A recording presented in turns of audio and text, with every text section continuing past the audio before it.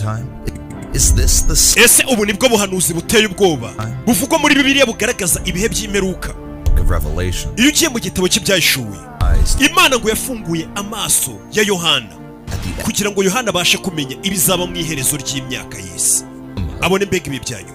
Bimwe mu bintu Yohana ngo yeretswe, ikintu cya mbere ngo sosiyete tubamo izabanza ihinduke mu bihe bya nyuma. Yohana yatangiye kubona sosiyete y'abantu cyangwa se abatuye isi bahinduka, ndetse n'uburyo isi yakoragamo burahinduka, ibintu byose birahinduka, ndetse hatangira kubaho impinduka zidasanzwe. Ariko ngo ibyo byose ntibyagaragazaga kwima ingoma kwa Antikristo kuko ari kugeza icyo gihe ngo habaye ibintu bibi cyane, ibyo byendaga kuba. Ibyo rero bigahita bitujyana mu gihe twita ngo ni ikimubabaro udasanzwe uzaba ku isi. Ariyo mpamvu uyu munsi tugiye kurebera hamwe, ese ubu nibwo buhanuzi buteye ubwoba cyane kurusha ubundi buvuga muri Bibiliya. Kurikije uko nabibonye neza neza urabona ko ari byo. Ku bantu batizera Imana muri iyi minsi y'imperuka dusa nkaho turi kuganamo, ubuhanuzi bubatera ubwoba. Abantu batizera Imana cyangwa se batahagaze mu Mana neza, iyo bumvisha ubuhanuzi nk'ubu ngubu cyangwa se turi kuganira ku bintu nk'ibi ngibi, ikintu cya mbere bagira ubwoba bwinshi cyane. Ikindi birabavanga mu mutwe, bamwe bakabyemera abandi bakabihakana, bamwe bakabyumva ukuntu biteye ubwoba cyane, bakavuga ati wapi wana ntabwo biriya bintu bishoboka, ntabwo byaba, kubera ko ibyo bintu nta makuru babifiteho, nta nubwo bashaka kubimenya.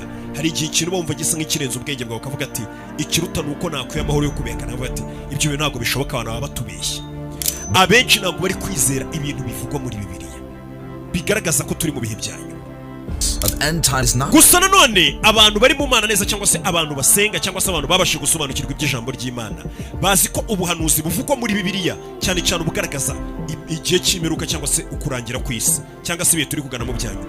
Bazi ko ubuhanuzi buri muri Bibiliya ntabwo Imana yabudoye kugira ngo budutere ubwoba. Oya, Bibiliya ntabwo ari igitabo cyo kubatera ubwoba, ahubwo ni impamvu buriya buhanuzi bwabayeho cyangwa se uyu munsi wa none tuba turi kubuvugaho, ni ukugira ngo biriya bintu bitwenspire tubashe kubaho tubereyeho Yesu Kristo.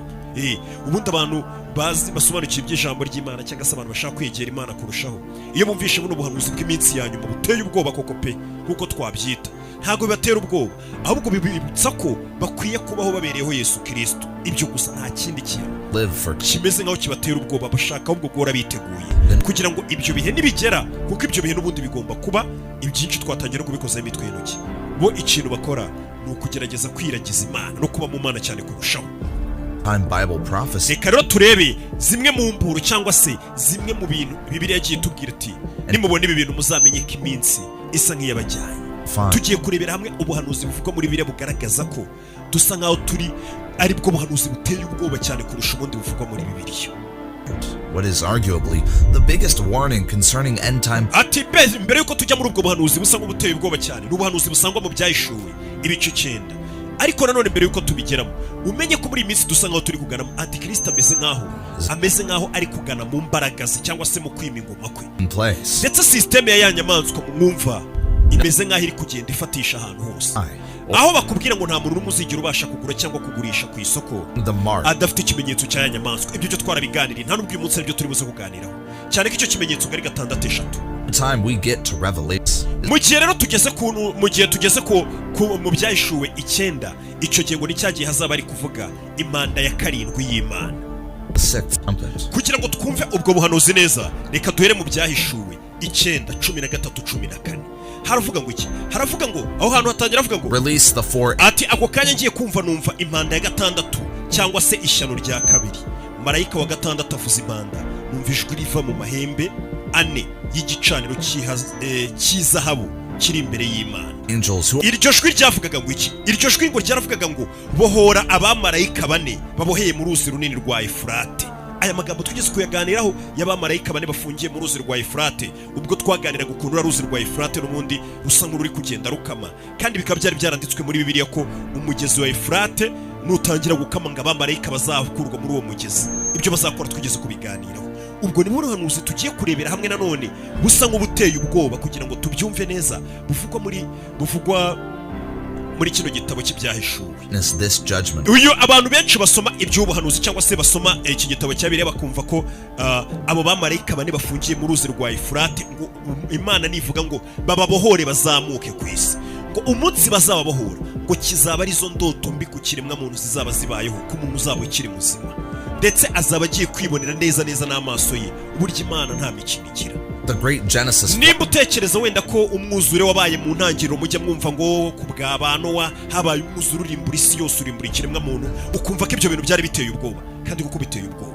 Ibaze ko uyu munsi none wicaye kumva ngo Imana yohereje umwuzure urimbura abantu bose bari bari ku isi babi usibye Nowa. Wumva ko uwo mwuzure icyo kintu ni ikintu kibi cyane, umwuzure uje ni ikintu kibi cyane pe. Ariko nanone ngo nimba wumva ko ibyo bintu biteye ubwoba byo ku bwa Nowa, uribeshya cyane.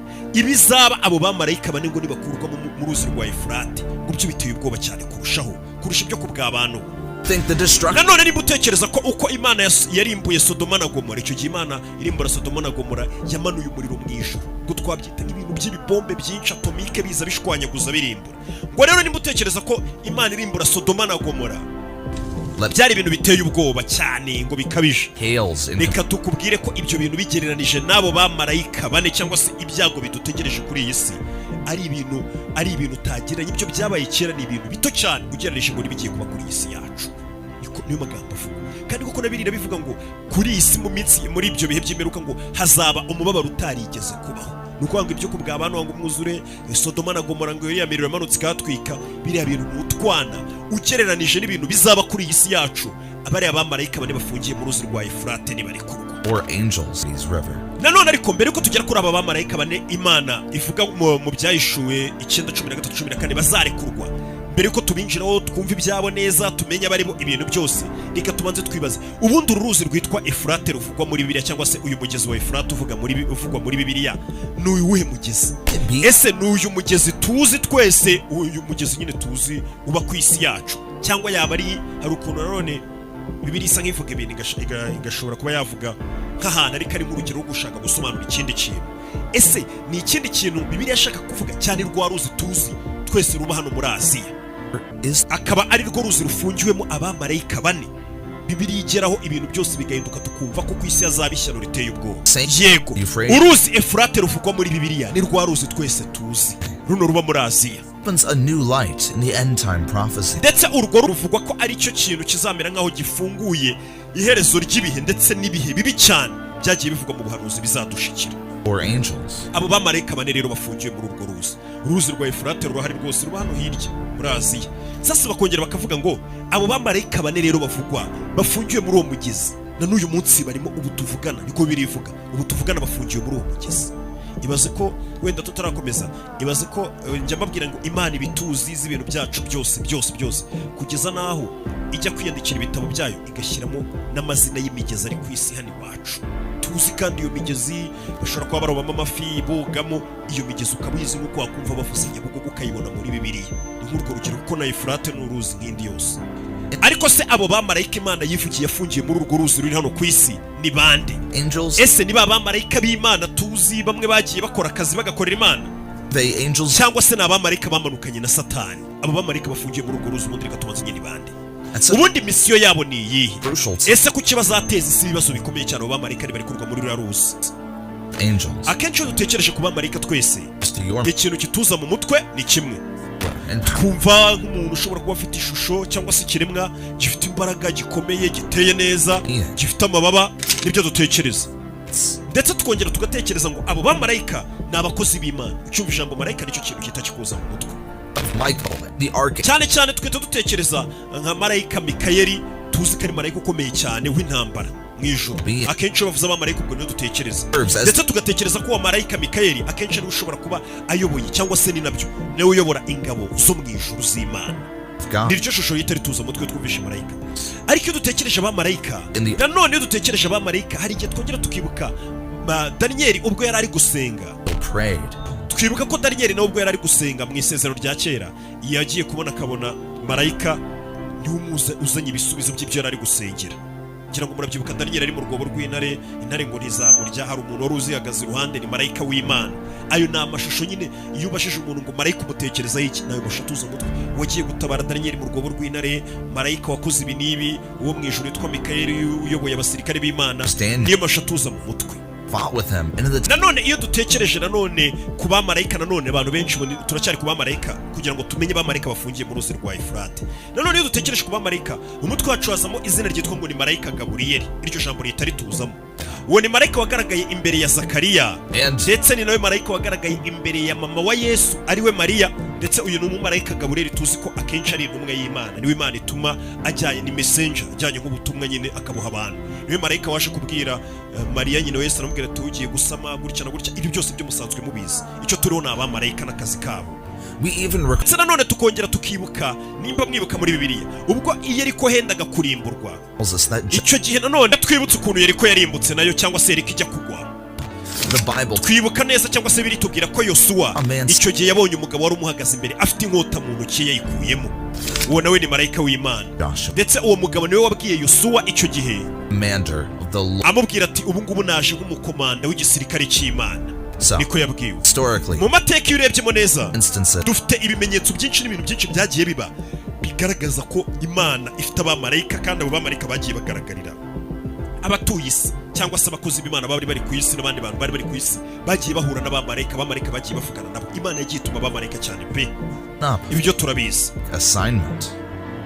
kandi ngo abamarayika b'Imana kenshi bagiye baza ku isi, ntabwo babaga baje ngo kureba abantu ngo baganire bisanzwe, babaga hari ikintu cyangwa se hari akazi Imana yabatumye. Niyo mpamvu bahera bavuga ati abamarayika n'abakozi b'Imana batumwa.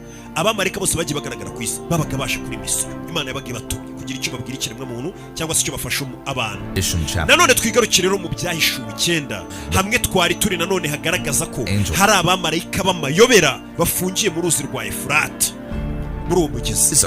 Abo ntabwo ari abamarayika b'Imana pe, oya. Abamarayika tumaze kuvuga nibo bamarayika b'Imana, ariko bano bamarayika tugezeho bafungiye mu ruzi rwa Efurati ntabwo ari abamarayika b'Imana, kuko abamarayika b'Imana ni abamarayika ubundi nyine babohowe, ntabwo ari abamarayika Imana igenda ngo nimara kubatuma ihita zibazirikira ahantu mu ruzi cyangwa ibazirikira ahandi, oya. Abamarayika b'Imana baba babohowe, bayiramya, ibatuma mu kazi, ibintu nk'ibyo ngibyo, ndetse bajya gukora misiyo z'Imana cyangwa se ubushake bw'Imana. Abamarayika rero bafungiye mu mugezi wa Efurati, uriya mugezi turi kuvuga uri hano ku isi hano hirya rwose, abo ni abamarayika ba Satani cyangwa se ba Sekibi. Ese abo bamarayika ubundi babayeho gute kugira ngo bisange muri ruzi rwa Efurati? Bahageze gute? Ese Imana yabaremye bitandukanye uko biravuga ngo reka mbaremo ko abonye kubafungira mu ruzi rwa Efurati kubera misiyo bazakora, cyangwa se yabaremeye rimwe n'ubundi n'abandi bamarayika bose tuzi icyarimwe? Icyo wakwibaza, umunsi rero aba bamarayika babayeho ni umunsi nyine n'ubundi abamarayika bose babereyeho mu ijuru, ariko abo bamarayika ngo hari umunsi wageze Rusoferi cyangwa se Satani wari marayika mu ijuru aza kwigomeka ku Mana. Icyo gihe amaze kwigomeka yamanukanye ngo n'abamarayika benshi cyane dukurikije ibivugwa muri Bibiliya. Satani nanone biri mu Byahishuwe, Satani ngo ntabwo yigeze yigomeka wenyine mu ijuru, yagumuye n'abandi bamarayika yabashije kubumvisha, arabumvisha arabwira ati muze twigomeke ku Mana. Ndetse urwo rugamba bivuga ko marayika w'Imana Mikayeli yarutsinze, agatsinda Satani n'abo bamarayika benshi cyane. Ndetse marayika Rusoferi ariwe Satani uyu munsi niko tumwita, yamanukanye n'abandi bamarayika benshi cyane bamanuka kuri iyi si yacu. Nibwo bazanye ikibi kuri iyi si yacu, na n'uyu munsi tugihura n'ingaruka zacyo.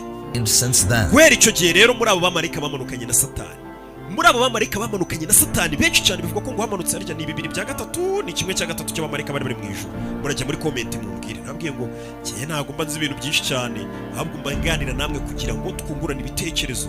Uzi ikindi kintu gishyira muri comment nze nyirebe, n'abandi batakizi baze bakirebe, tuhite dukomereza, ariko twahita tubimenya ibyo byose ntabwo byatwara n'amasegonda.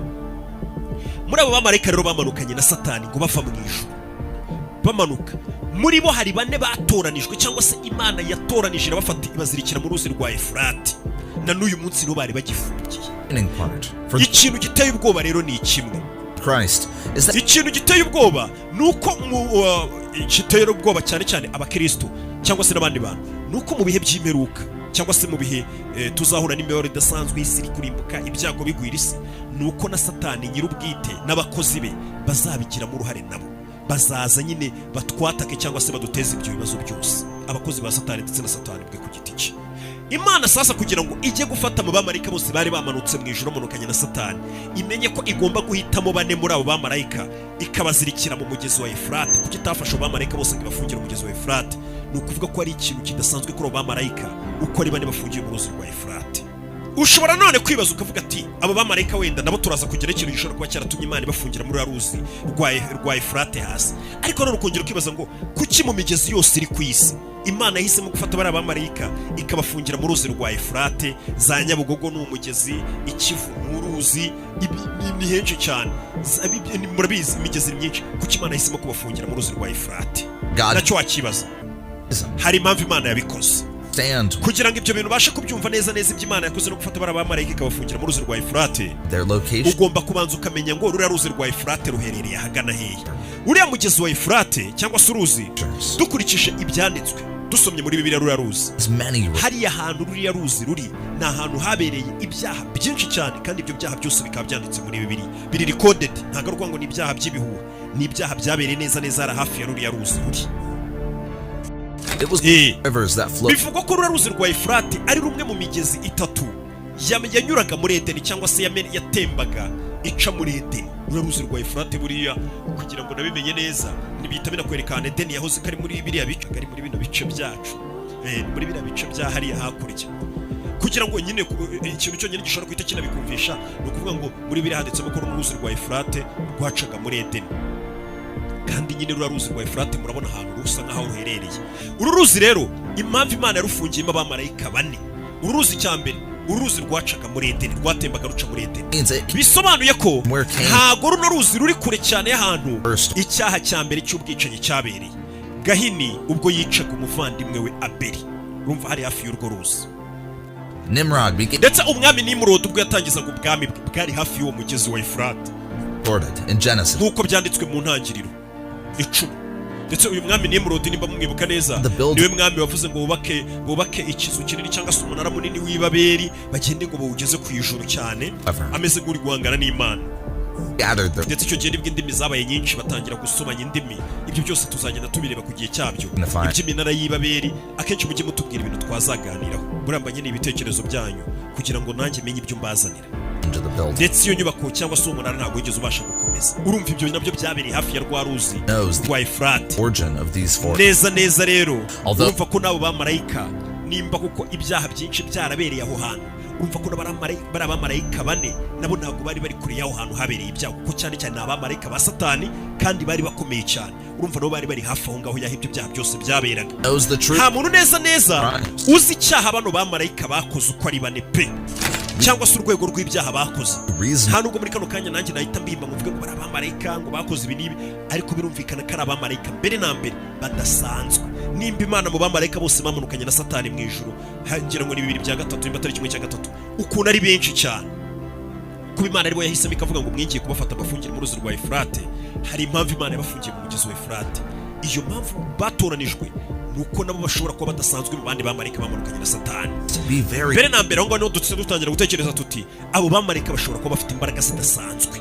Ubona abamarayika bo mwijima, ubundi abamarayika bamanukanye na Satani bakenshi dukunze kwita abadayimoni. Bashobora kuba ari abanyembaraga, bashobora kuba ari babi cyane, ari abagome muri kamere yabo, ari abicanyi ba ruharugwa. Iyo bitabaye ibyo ntabwo Imana yakabaye yarabafungiye mu ruzi rwa Efurate ari bo bonyine. Nitujya mu gitabo cy'Abefeso, niho handitse mu Befeso 6:12 havuga ati twe ntabwo duhanganya kenshi duhanganye n'abantu bafite umubiri cyangwa se inyama n'amaraso, oya, ati ahubwo duhanganye n'imbaraga z'umwijima, zo mu bwami nyine bw'umwijima. Izo mbaraga rero zavugwaga aho ngaho mu Befeso, imbaraga duhanganye nazo cyane cyane n'imbaraga z'amadayimoni, arizo mbaraga z'umwijima nini zinateye ubwoba cyane. Ariko Imana ntabwo yafunze abo bamarayika ngo ibazirike gusa. Hari ikintu Imana yafungiye abo bamarayika muri ruzi kugira ngo bazakore. Ndetse nuramuka umenya ikintu Imana cyatumye ifata abo bamarayika uko ari bane ikabafungira mu ruzi rwa Efurate, impamvu Imana yahabafungiye n'icyo yateganyaga kuzabakoresha, kiretse kikumvisha ko abo bamarayika ari babi cyane, bafite n'ubundi bushobozi buteye ubwoba ndetse bubi cyane. Nanone twigarukiye mu Byahishuwe 9, bivuga ko ngo abo bamarayika uko ari bane bazarekurwa. Iyo manda nivuga bazarekurwa bagakurwa muri rwa ruzi imyaka bari bamazemo bazirikiyemo. Abo bamarayika bakazamuka kuri iyi si yacu. Abo bamarayika bazaba barekuwe n'Imana, n'izababohura, ndetse ngo Imana izabakoresha mu rwego rwo guca urubanza rwayo. Abo ngabo babi cyane, abo ngabo banze kwicuza. Iri rekurwa ry'aba bamarayika rizateza ibibazo bikomeye cyane ku isi. abazaba ari bazima muri icyo gihe ibyo nibiba bishobora kuba n'uyu munsi cyangwa n'ejo cyangwa mu myaka mike iri imbere cyangwa na myinshi, ariko bivuga ko ngo turi kugenda dusatira bino bihe cyane. Aba bamarayika uko ari bane ngo nibaramuka barekuwe muri ruriya ruzi rwa Efurate, bivuga ko bano bamarayika uko ari bane ngo batazaba ari bonyine ari bane, ahubwo ngo bazaba bafite n'abasirikare ngo benshi cyane ndetse bateye ubwoba. Turamutse nanone turebye mu byahishuwe 9:16 bisobanuye ko abo bamarayika uko ari bane bazaba bafite izindi ngabo zabo zigera kuri 200,000 zibaherekeje. Muri make kizaba ari igisirikare cya Satani. Abo bamarayika uri kurumva ikintu Imana izabarekurira. Imana izarekura abo bamarayika bave muri ruriya ruzi, abamarayika babi cyane b'abagome babi cyane bateye ubwoba batameze nk'abandi bamarayika basanzwe. Nibamara kugera kuri iyi si yacu bazaba bafite nk'igisirikare cy'abandi, igisirikare kingana na 200,000 kibari inyuma. Ngira ngo urumva abasirikare 200,000 ukuntu ari benshi cyane. Ese bizagenda gute? Bano bamarayika nibarekurwa rero muri urwo ruzi, bamaze kurekurwa bazakora iki bageze kuri iyi si yacu? Bari kumwe nabo basirikare bagera kuri 200,000 bari inyuma yabo. Hano hari 20 ibisobanura ibyo bazakoraho, ni mu byahishuwe 9:15 babisobanura neza cyane. Aho hantu haranditse mu byahishuwe 9:15 abo bamarayika uko ari bane bazakurwa muri uwo mugezi barekuwe n'Imana cyangwa se n'imanda y'Imana ngo bave muri urwo ruzi, bari kumwe nabo basirikare bagera kuri 200,000.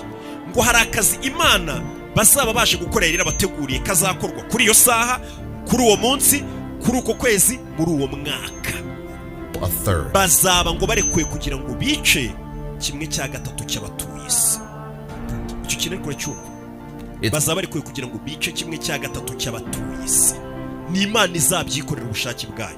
Imana izarekura abamarayika bazanye abasirikare ngo benshi nanone ubwo ngubwo b'umwijima bose, ni igisirikare cy'umwijima, bazi bice 1/3 cy'abatuye isi. Bishobora kuba uyu munsi wa none. Ni ingenzi cyane. Urumva ko bano bamarayika ibintu byabo ntago ari ibintu bizaba bitugwiririye twe nk'abatuye isi. Oya, ngo ni abamarayika baturutse iyo ngiyo ngo baraje bisha abantu. Oya, ibintu byabo ni ibintu byateguwe ndetse bigirwamo uruhare n'Imana, n'Imana yabyiteguriye cyane. nk'uko muri biriya bivuga ngo abo bamarayika bazaba baje gukora akazi bari barafungiwe, karatumye bafungwa kugira ngo barekurwe bagakore, ariko kazi bivuga ko iyo saha bazagakorera n'umunsi n'ukwezi n'umwaka, ni ibintu byari byarateguwe n'Imana bazaba baje gukora. Mbega bazaba baje gukora iby'Imana n'ubundi niyo yashakaga. Nanone hari ibindi byanditse bikomeza bivuga ngo ndetse bivuga ko ngo abamarayika ngo amafarasi bazazaho, ngo imitwe y'amafarasi ngo izaba imeze nk'imitwe y'intare, ndetse mu kanwa k'iyo farasi wazaba hari guturukamo ngo umuriro n'umwotsi biteye ubwoba. Icyo gihe ngo 1/3 cy'abatuye isi bazapfa bishwe n'ibyorezo 3. Urumva abo bamarayika ntabwo bazaza batubaga, bazabanza baduteze abo bamarayika ba Sekibi. Urumva ko abo bamarayika bafungiye mu ruzi rwa Efurate ari babi cyane, ni abamarayika bazarekurwa baze baduteze ibyorezo 3. Ibyo byorezo bizaza byica abatuye isi, aribo batwebwe, twicwe n'umuriro uyu munsi wa none. Turebye abantu batuye isi uyu munsi wa none, abantu batuye isi yose muri rusange ugereranije basaga miliyari 8 na miliyoni 1 billion. Umve, 1/3 of this. Ibaze 1/3 cy'abatuye isi baramutse bapfuye uyu munsi, abo bamarayika bashe bakatwica uyu munsi. Ku isi hapfa miliyari zigera muri 2 na miliyoni 700. Abo bantu uri kumva ukuntu ari benshi cyane. Miliyari 2 na miliyoni 700 zahita zipfa kakanya. Uramutse ugereranije neza byibura ugasa nk'ukora imibare neza, urumva ko byibura buri gihugu ugereranije ukajanisha muri bino bihugu bigera mu 195 bigize isi, usanga ko buri gihugu gishobora kuzabura abantu bagera kuri miliyoni 11. Ariko ngo ndavuga ibyo ni bihugu bifite abantu benshi n'ubundi. Hari ibihugu rero usanga bituwe n'abantu bake cyane, usanga bituwe na miliyoni 10, miliyoni 7, miliyoni 3, miliyoni nkatwe hano ndakeka turi miliyoni 13. Bisobanuye ko hari ibihugu abantu bose bashobora kuzarimburwa bari batuye muri ibyo bihugu bakavaho burundu, kuko ibyo byorezo bizaza bikura mu nzira, nabo bamarayika bica bakura mu nzira. Uramutse uvuze ngo nirimbuka riteye ubwoba rizaba ribaye ku isi, abamarayika ntibari kurwa, ariko uri kumva abantu abamarayika bane bazaza bakarimbura 1/3 cy'isi, n'abantu miliyari nyinshi cyane, n'abantu benshi cyane. Uramutse uvuze ngo nirimbuka riteye ubwoba rizaba ribaye ku isi, waba woroheje ibintu. Mbega no koroshya ibintu, n'imvugo yaba yoroshyeje ikintu. Ni ukuvuga ngo abantu bose batuye isi bazaba bari mu bwoba icyo gihe. Ibyo bintu bizaza bica abatuye isi, abatuye isi bazicwa n'ubwoba. Hano rero nutangira kwibariza ngo ese basi ibyo bintu nibiba, icyo kizaba ari cyo kintu kibi cyane kibaye kuri iyi si ku banyabyaha cyangwa se no ku bandi bantu, kigaragaza irangira ry'isi, ibintu bizaba birangiye. Hari abantu bashobora kubwira ati buno buhanuzi ntabwo bushoboka, ntabwo byabaho, ibyo bintu ntibishoboka. Ariko hakaba n'abandi bashobora kubyizera, hakaba n'abandi bizera ibintu ari uko bari kubona bari kubica amaguru kanya kugira ngo wumve ko bino bintu bizaba. Ikintu cyonyine cyakumvisha ko bizaba, ndabizi kubwira umuntu ngo hashobora kuza abamarayika bari kurwe bice 1/3 cy'isi, apfa amamiliyari n'amamiliyari y'abantu ku isi. Abantu benshi ntabwo babyemera, bavuga ati ibyo bintu subwo birashoboka, byaba gute se Imana yabyemera gute? Ni gute yarekura abamarayika ngo bave mu ruzi ngo baze batwice kandi turi abantu bayo? Ukumva umuntu ntabwo ari kubyumva neza, ariko kugira ngo byumve neza ko Imana nta mikino igira, nta nuko ibitabagize. Hari ibindi bintu byinshi cyane byenda kumera nk'ibyo byagiye biba muri Bibiliya byabaye pe, kandi nanone ibyo bintu uramutse ubitekereje tumva ko nta n'ikintu cyahagarika Imana kuba yakora ibintu nk'ibyo ngibyo. Nimba Imana yarigeze kurimbura isi yose, ntabwo ari ubwa mbere Imana yabirimbuye. Imana yigeze kurimbura ikiremwa muntu cyose cyari gituye isi mu minsi yo kwa Nowa.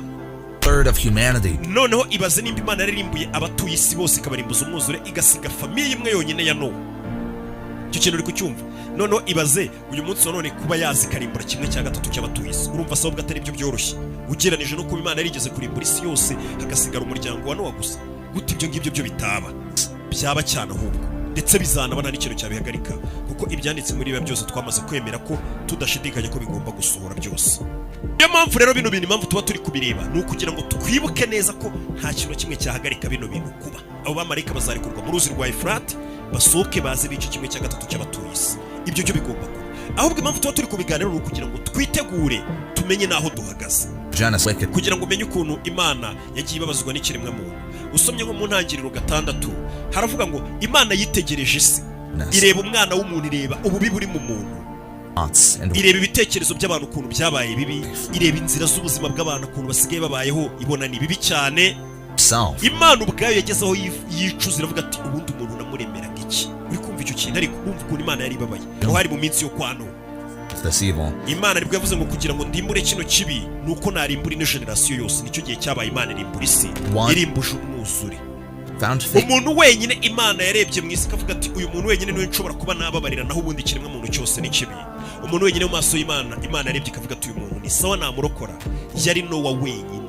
Ibaze ku isi yose Imana kuba yararebye ikabona abantu bose babaye babi, ikabona umuntu umwe wenyine, Nowa niwe wenyine ukwiye kurokoka. Uyu munsi none nawe ushobora kumva ngo urasenga, ngo umeze neza, ngo uhagaze mu by'Imana, uri umukozi w'Imana, uraririmba ibiki n'ibiki, ukumva nyine umeze neza, ariko mu by'ukuri ushobora gusanga ibi byo byago nanone byongeye bikaba, cyangwa se byongeye kugenda gutyo. Imana ikareba ikavuga ati ngiye kongera kurimbura isi, ariko basi reka ndebe umuryango narokora. Ese ubona famiye yawe cyangwa se weho n'umuryango wawe yabarokora? Wisuzuma cyangwa wagenda mu bambere? Ako kantu kibazwe, waba usenga, waba udasenga, waba ukijwe, waba udakijwe, wirebe nawe uvuga ati naba meze nka Nowa, urwego ndiho. Imana ivuze ngo ngiye kurimbura isi, ngira umuntu nsigaza. Ese yaba weho cyangwa ahubwo wagenda mu bambere? Cyangwa ahubwo niwe, cyangwa uri mu baba ahubwo ni batumye n'Imana irimbura isi bitewe n'ibyo ukora? Ibyo nanone ubundi kugerageza kumvisha ko ibintu byose ndi gukubwira bizaba, bamarayika bazazamuka bakica abantu, ndetse n'ikimenyimenyi si ubwa mbere Imana yaba yohereje ikintu nk'icyo ku banyabyaha kugira ngo ikibi kive muri iyi si. Urebye indi nkuru nanone ivugwa ukuntu Imana yageze guciraho abantu urubanza, wabisanga mu ntangiriro 18-19. Aho ngaho hasanga inkuru y'Isodoma na Gomora. Muri iki gihe cyari igihe kibi cyane, aho Imana yitegereje buno butaka bw'Isodoma na Gomora, ibona bwuzuye ibyaha, ku buryo Imana yarebye ikabona Isodoma na Gomora nta nubwo yahakura byibura abagabo 10 b'abakiranutsi. Imana rikivuga ngo yarebye Isodoma na Gomora iburamo abagabo 10 b'abakiranutsi, byibura uvuge ngo reka nabare bari abagabo 10, ngo nabo bagabo n'imiryango yabo irababura neza. Ariko uri kumva icyo kintu? Nyamara wabona n'uyu munsi wacu ariko bimeze. Imana itureba ikaburamo abantu pe, kandi mwibwira ngo murasenga mukora ibiki? Icyo gihe Imana yarebye Isodoma na Gomora iburamo abagabo 10 bazima yarokora, byibura b'abakiranutsi. Ibyo ngibyo twabimenyeye kuri Aburahamu. Aburahamu ubwo yari ari kunegosiya n'Imana, Imana imubwira ngo ngiye kurimbura Sodoma na Gomora. Aburahamu niwe wagezaho atangira gutakamba avuga ati yari ahantu buharetse, anegosiya n'Imana. Ariko n'ubundi byarangiye Imana imanuye imvura y'umuriro itwika Sodoma na Gomora. Abarokotse ngira ngo ni Loti wenyine. Mu kanya gatonya cyane Sodoma na Gomora yari ibaye umuyonga, ndetse cyagaragaraga n'umwotsi n'ivu, nta kintu kimwe cyahasigaye. Nanone ushobora kwibuka ibintu kugenda muri ukuntu Imana nta mikino igira. Iyo bigezeho kuba yaragiye ibuza abantu ibintu bagakomeza bakabibamo, bumva nyine bayisuzugura. Nimba wibuka ibyago 10 Imana yateje Abanyamisiri, baranze kurekura ubwoko bw'Imana. Ni ibintu bibi cyane Imana yabateje. Ibyago 10 uze kubireba Imana yateje Abanyamisiri biteye ubwoba. death. Icyambere Imana yohereje marayika w'urupfu. Imana ubwayo yohereje marayika w'urupfu araza yica imfura zose z'abanyamisiri z'abagabo muri Misiri. Ibaza Imana yohereza marayika ngaze yice imfura z'abantu. Abana batoya bagapfa. Uri kumva ko Imana nta mikino bifite. Abana barishwe umunsi. In the Red Sea. Ndetse abamarayika ubwo bakurikiraga Mose ngira ngo babonye ukuntu barohamye bose n'ibindi byago byinshi, bikeri, amazi yabo guhinduka amaraso, ibi birwara byinshi cyane ibyago 10 byabaye ku banyamisiri. Bihita bikwereka ko Imana iri seriye cyane. Iyo bigeze ku kuvuga ati nyamara ibi bintu nzabibahanira, mwebwe mugashaka kubigira nk'ahari imikino. Gusa nanone ibyo byago byose tubonye muri Bibiliya cyangwa se ibihe byigeze bibaho, Imana yagiye ihana abantu ku isi ikabateza n'ibyago bikomeye dusoma tukagira ubwoba uyu munsi wa none. Ibyo byago byose ngo n'utwana ugereranije n'ibyago bano bamarayika 4 bazava mu ruzi rwa Efurate bazaza bagateza isi yacu. Bazaza ngo bateze ibibazo bikomeye cyane kuri isi yacu, barimbura abantu benshi cyane. Bazarimbura 1/3 cy'abatuye isi, kandi uyu munsi wa none isi iratuwe cyane. Nanone ushobora kwibaza ngo ari nacyo kintu giteye ubwoba kivugwa muri Bibiliya. Impamvu buno buhanuzi buteye ubwoba cyane abantu bakunze kuvuga ngo nibwo buhanuzi buteye ubwoba cyane mu buvugwa muri Bibiliya, buno bw'aba bamarayika 4 bazava muri runo ruzi rwa Efurate n'ubundi rwatangiye gukama. Ikintu giteye ubwoba cyane ni iki? Ikintu giteye ubwoba, abo bamarayika bazaza bateza ibyo byago byose, bica abo bantu bose, bica 1/3 cy'abatuye isi. Ariko ushobora kwibaza ngo ko hazaba hapfuye 1/3 cy'abatuye isi, abazaba basigaye ku isi bazakora iki? Ubwoba ntibuzabica bakahita bagana Imana bakavuga ati Imana, tubonye ko uri seriye, tubonye ko hana tugiye kwicuza duhinduke tuba abantu bawe. Niko umuntu wese yahita yibaza ko abazarokoka ibyo byago bazahita bakizwa bakagana Imana. Ariko ntago ariko kuri. 8:21 says, kuko haravuga mu Byahishuwe 9:20-21 haravuga ngo abazaba basigaye batishwe n'ibyo byorezo, batishwe n'abo bamarayika bazava mu ruzi rwa Efurate, ntago bazigera bicuza cyangwa se ngo bave mu nzira y'ibyago. Ibyo bintu ko biteye ubwoba, ariko Imana izatanga isomo nk'iryo. Ariko n'ubundi abazarokoka ibyo byago benshi bazabasigaye ku isi, ntago ngo bazigera bihana ngo bagandukire Imana. Uya ngo nta nubwo bazigera barekeraho gusenga ibigirwamana n'amadayimoni yabyo, cyangwa se gusenga ibigirwamana ngo bikoze mu izahabu, wapi, cyangwa se bikozwe mu mabuye, cyangwa se bikozwe mu biti. Bazakomeza bari byo bisengera, ntago bazigera bavuga ngo Imana iduhaye urugero, itanze isomo wenda ngo bahinduke, wapi, ngo bazigumira mu byaha byabo. Narabwiye ngo iby'ibigirwamana byo twarabisobanukiye, nta kuzongera kubivugaho. Nor did they repent of their murder. Nanone ntago ngo bazigera bicuza ubwicanyi bwabo, amarozi yabo, ubusambanyi bwabo ntago bazigera babureka, ndetse n'ubujura bazabikomeza. Icyo nicyo gice giteye ubwoba cyane, kinababaje, yaba ari kuri twe tubyumva, yaba ari kuri twebwe dushobora kuzabyanga kubikora, ndetse kinababaje noneho ku Mana kurushaho. Imana urumva kugira ngo ifate icyemezo nk'icyo ngicyo cyo kuvuga ati ngiye kwica 1/3 cy'abatuye isi, n'umwanzuro nawo ubu ntago nkeka ko Imana ibineshejwe nabyo. Ariko yajya kubona ikabona n'abasigaye basi yarihaye urugero ivuga ati dore bimeze gutya, ikabona nabo bigumiye muri ya nzira yabo, bagumye mu byabo, nta nubwo bashaka kumenya ko iyo Mana ihari. Ibyabaye ese ni gute abantu batakwicuza n'ibintu bazaba bamaze kubona ko ibintu biteye ubwoba gutyo? Ushobora kwibaza ngo kubera iki abantu batakwicuza? Nawe byakubaho, nawe ushobora kuzabona ibyo byago, biba bishobora kuzabona hari, bishobora kuba n'ejo bundi hafi aha, ariko nawe ugakomeza ukibera muri ibyo bintu byawe by'ibyaha, ntuhinduke, usaba Imana imbabazi. Kubera iki rero utahinduka? Ukubera ko ariyo kamere y'ikiremwa muntu. Kamere y'ikiremwa muntu ni ukuvuga ngo kamere y'ikiremwa muntu ntago yifitemo ubushobozi bwo guhinduka cyangwa se kwigira ku byo tubona. Oya, ntago tujya tubishobora, keretse ibyo bintu bitubayeho. Umugenzi wawe ahura n'ikibazo, ari we waciteje, ukabona yagiye muri ibi bimubuza, bimugezeho. Nimba wenda dutanga urugero rwo gusambana, ahuriyemo n'ibibazo, urabibonye n'amaso yawe, ubonye ububi bw'ibimubayeho. Ariko kuko ngo ikiremwa muntu muri kamere yacu tutigira ku byo tubona, ngo keretse aho bw'iyo bitubayeho, zangaruka wa muntu wamubonaga ukavuga ati buriya se yabigiragamo iki, nawe ntubyigireho ngo ubyirinde, ahubwo ugasanga umunsi bikugezeho nibwo utangiye kwicuza, ukibuka ukavuga ati ibintu nabikoreraga iki, ibi byose nabikoreraga iki. Ikiremwa muntu ngo niko giteye, kizabona 1/3 cy'isi bapfa, ariko nibabyiteho bikomereze mu byabo, kuko ntago aribo bazaba bapfuye. Ikiremwa muntu ngo niko twiga ari uko ibintu bitugezeho. Byanda vuga ngo nyamwanga kumva niyanze no kubona y'ibintu bidukubisa akaba biri kuri twebwe, nibwo byibura umuntu avuga ati ewana, ugatangira kurogereta. Mu gihe ubundi byakabaye byiza kwigira kukureba ku zindi ngero zagiye zibere. Mpamvu nagiye ngo ingero z'abandi bagiye bicwa n'imyuzure n'ibindi byinshi byabaye, kugira ngo byibura weho Imana ivuze ngo igiye kurimbura, bakubona nkaho uri umuryango wawe, bakavuga ati nubwo twarimbura abandi bose, uriya muntu na famiye kabisa bahagaze neza.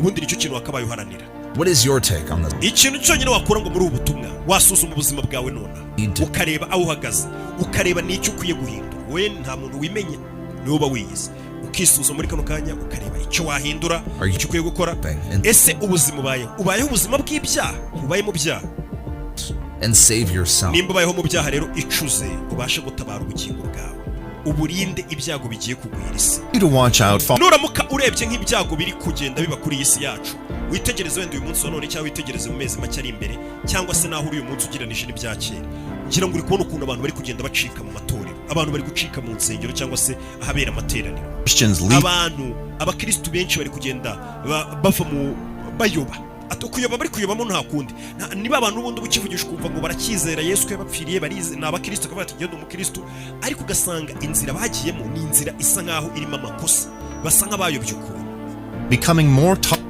cyane ko abo bakristo ugenda ubona muri iyi minsi n'abantu bagerageza kwihanganira ibintu Imana itihanganira bo bakagerageza kubyoroshya ibyaha bimwe na bimwe Imana iziririzaho bakumva ko ari ibintu byoroshye kandi bira nta birenzeho bakagerageza kwisanisha nabyo kandi ngara abakristo ikindi cya kabiri ubwo ni nyine uyituboneraho abantu benshi bakijya gusenga ikindi cya kabiri stream entertainment nuramuka urebye ukuntu ibintu kugira ngo urugero rw'ukuntu abakristo turi koroshya ibintu uzarebe nk'ibikorwa by'amadayimoni biri mu byintu twita ngo n'iby'imyidagaduro nureba imiziki y'uyu munsi wa none iri ku isi iri gukundwa n'abantu benshi ni imiziki yuzuyemo amadayimoni n'imigenzo ya satani no gusingizamo satani ku karubanda twese tukabibona imiziki yo twagiye tuyikora ibiganiro byinshi cyane nta miziki isigaye ikorwa ngo uburimo bya bimenyetso bya satani bya bitambo batanga amahembe ye ibimenyetso bya satani kubega ni ibisingizo bya satani byose bisigaye byuzuye mu miziki y'isi kandi iyo miziki abakristo turayumva tukayibyina tukayiserebura tukumva hahiye na biriya bimenyetso ntitubihe agaciro tureba mu mafilime hari igihe usanga amafilime menshi akinwa ari gusingiza sekibi people in society abantu bo muri iyi sosiyete yacu bameze neza nk'ibivuga muri Timoteyo wa 2:3 nanone muri Timoteyo havuga ibintu byenda gusa nk'ibyo tubona uyu munsi wa none ari byo tugomba kwirinda when people will want to have their ears tickled ati mu minsi ya nyuma abakristo bo mu minsi ya nyuma bazaba bashaka kumva ubutumwa bunejeje amatwi yabo bwonyine want a gospel that gives the blessing bazaba bashaka ngo bwa butumwa bubabwira ko Imana ibahaye umugisha cyangwa se abakozi b'Imana babahesheje umugisha bagiye kubaho neza doesn't require repentance ariko bitabasabye ko bicuza ibyaha byabo ngo babivemo burundu they want a gospel that preaches prosperity ati abakristo mu minsi ya nyuma cyangwa se iminsi turimo na abakristo bazajya bajya mu nsengero nta kindi kibajyanye bagiye kuba bakumva inkuru babwira ko bagiye gukira bagiye kubona amafaranga bagiye kubaho neza bagiye kubona amazu n'amamodoka nibwo butumwa ngo bazaba bashaka kumva instead of sacrificial ariko nagara abakristo bazaba bashaka kujya mu rusengero ngo pastor ababwire ngo bega ibintu abakristo b'iminsi badakeneye kumva